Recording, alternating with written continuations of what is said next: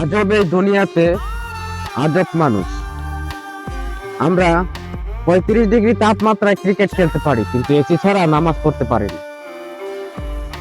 রেস্টুরেন্টে গিয়ে ওয়েটারকে 100 টাকা বকশিশ দিতে পারি, কিন্তু রেস্টুরেন্টের সামনে রোদে দাঁড়িয়ে থাকা যে ভিক্ষা করে তাকে 10 টাকা দিতে পারি না।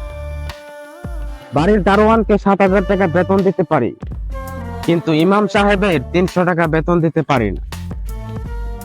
ঈদের শপিং এ নিজের বাচ্চার জন্য 5,000 টাকা বাজেট রাখতে পারি, কিন্তু গড়ে কাজের মেয়েটির জন্য 1,000 টাকা বাজেট রাখতে পারি না। শপিং মলে মান সম্মানের বয়ে দামাদামি না করে 1,000 টাকার জিনিস 1,500 টাকা দিয়ে কিনতে পারি, কিন্তু তরকারি বাজারে 30 টাকার টমেটো 32 টাকা চাইলে থাপ্পড় মেরে বসি।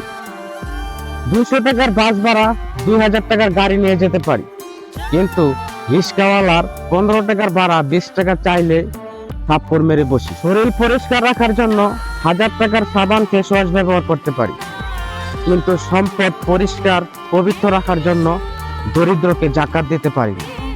কোথায় মানবতা, কোথায় মনুষ্যত্ব?